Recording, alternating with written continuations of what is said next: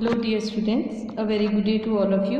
We will start our day with the COVID pledge, that is, I Reena Verma commit to be vigilant and always bear in mind a risk to myself and my colleagues from COVID-19. I will take all necessary precautions to stay away from this chronic disease like wearing mask, keeping social distance and washing my hand gradually at regular interval of time. I hope all of you are staying home safe from this chronic disease and following the key COVID appropriate behaviors like wearing mask, keeping social distance whenever you are out in public places with wearing mask and gradually washing your hand afterwards whenever you came outside. So today we will resume with our next chapter, that is chapter number 4, Earth Structure.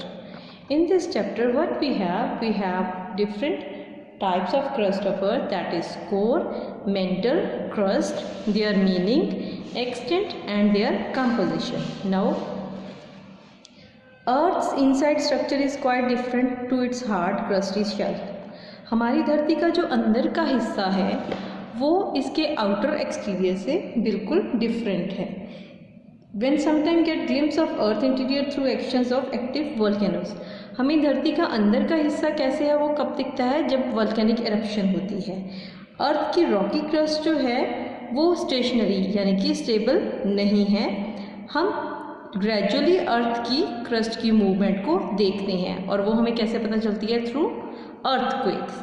ठीक है. Now what are plate tectonics. Plate tectonics provide a framework for interpreting the composition, structure and internal processes of Earth on a global scale. Most of what we know about the interior of the Earth comes from the study of seismic waves from earthquake. जो हम अर्थ की crust के बारे में majorly mostly जानते हैं वो हमें किस चीज़ से पता लगती है, साइस्मिक वेव्स से. अब साइस्मिक वेव्स क्या होती हैं, अर्थक्वेक को हम साइंटिफिक लैंग्वेज में साइस्मिक waves बोलते हैं. When an earthquake occurs, the seismic waves spread out in all directions through the earth interior. जब भी कोई earthquake आता है तो seismic activity की वजह से वो पूरी अर्थ की क्रस्ट के ऊपर जो है फैल जाता है और वो आता कहाँ से है, from the interior of the earth. These waves contain vital information about the internal structure of earth. In waves में अर्थ की इंटरनल स्ट्रक्चर की बहुत ज़्यादा जानकारी होती है और ये साइस्मिक वेव जो हैं पूरी अर्थ से पास थ्रू होती हैं, या वो रिफ्लेक्ट करती हैं या वो अर्थ की क्रस्ट को बेंड करती हैं, जैसे कि रे ऑफ लाइट बेंड होती है जब वो एक मीडियम से दूसरे मीडियम में जाती है. सेम वे साइस्मिक एक्टिविटी अर्थ की क्रस्ट को मॉडिफाई करती हैं. Now because of the speed of seismic wave depend on density, we can use the time travel of seismic wave to map the changes in density with depth, show that earth is composed of several layers.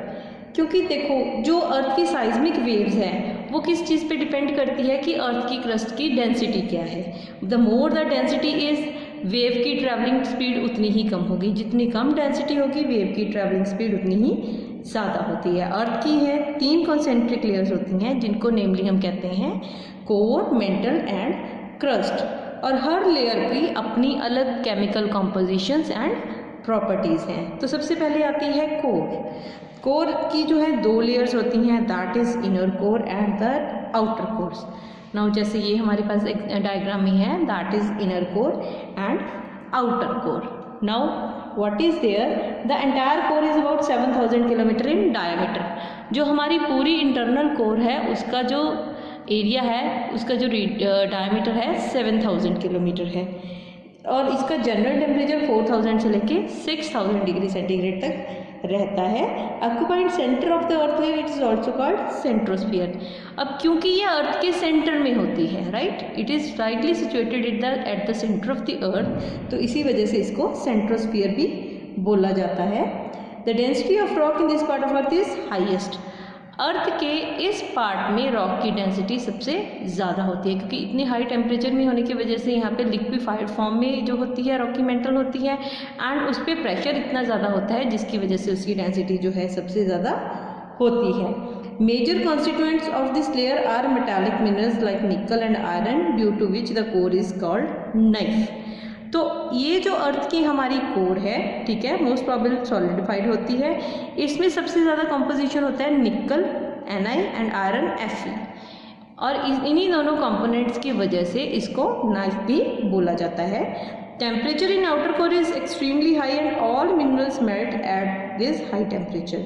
ये तो था inner core. अब जब outer core में जाते हैं वहाँ पे टेम्परेचर और भी ज़्यादा हाई हो जाता है, जिसकी वजह से वो जितने भी मिनरल्स होते हैं या कोई कंपोनेंट होते हैं वो सभी मेल्ट हो जाते हैं। But inner core due to great pressure of the overlaying strata of the rocks behave more like solid rather than liquid material. But inner surface में क्या होता है बच्चे कि आउटर सरफेस का प्रेशर इतना ज़्यादा होता है जिसकी वजह से जो इनर सरफेस का मैटर होता है वो सॉलिड की तरह रिएक्ट करता है, ना कि लिक्विड की तरह। Now our next layer is mental. The mantle is almost 2900 kilometre thick and comprise of 83% of earth volume.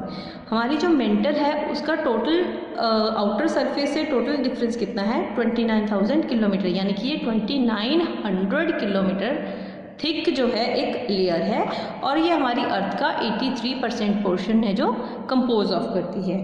Top layer of the upper mantle 100 to 200 kilometre below surface is called asthenosphere. जो हमारी mental है, ठीक है, top से लेके 100 से 200 kilometre तक की जो लेयर है उसको हम बोलते हैं एस्थीनोस्फीयर। साइंटिफिक स्टडी सजेस्ट करती हैं कि this layer has physical properties that are different from the rest of upper mantle, कि इस लेयर की जो फिजिकल प्रॉपर्टी है वो बाकी अपर मेंटल की प्रॉपर्टी से जो है वो डिफरेंट होती हैं। The rock this upper portion of the mantle are more rigid and brittle because of cooler temperature and lower pressure। इस सरफेस में जो रॉक्स होती हैं वो ज़्यादा ब्रिटल होती हैं। क्यों? क्योंकि यहाँ पे जो टेम्परेचर है ज़्यादा कूलर होता है। Below the upper mental is the lower mental. फिर अपर मेंटल से नीचे क्या आता है हमारा लोअर मेंटल आता है। Now what is in lower mantle 670 kilometre 2900 kilometre below earth surface. This layer is hot and plastic. ये लेयर गर्म और प्लास्टिक होती है। High temperature this layer can form the minerals and are different of those of upper mantle. अब इस surface पे high temperature होने की वजह से इस सरफेस पे जो हमें मिनरल्स मिलते हैं वो अपर सरफेस से डिफरेंट होते हैं। Lithosphere is the layer that include the crust and upper most portion of the mental. इसमें जो लिथोस्फीयर होती है उसमें जो अपर मोस्ट मेंटल होता है उसमें जो है थिक लेयर ऑफ क्रस्ट होती है जिसमें ज़्यादातर अपर पोर्शन होता है। This layer is about 100 kilometres thick and has ability to glide over the rest of upper mantle. ये जो हमारी लेयर होती है ये लगभग 100 किलोमीटर थिक होती है और ये हमारी मेंटल के ऊपर जो है ग्लाइड करती रहती है अपर मेंटल के ऊपर। Because of increasing temperature and pressure deeper portion of lithosphere are capable of plastic flow over geological time. अब टेम्परेचर बढ़ने की वजह से, ठीक है, जो नीचे के डीपर पोर्शन होते हैं लिथोस्फीयर में वो फ्लो करने की कैपेबिलिटी रखती हैं over the period of geological time. Next is the lithosphere is also the zone of earthquake, mountain building, volcanic and crust contain drift, continental drift. जो लिथोस्फीयर है बच्चों उसी में ही मोस्ट प्रोबेबली हमारे अर्थक्वेक्स आते हैं, माउंटेन बिल्डिंग्स होती हैं जब दो टेक्टोनिक प्लेट्स टकरा के शिफ्ट अप होती हैं, वॉल्केनोज वहीं पे बनते हैं, और जो हमारी कॉन्टिनेंट की क्रस्ट है उसी जगह से ड्रिफ्ट होती है। That is all for today. Thank you.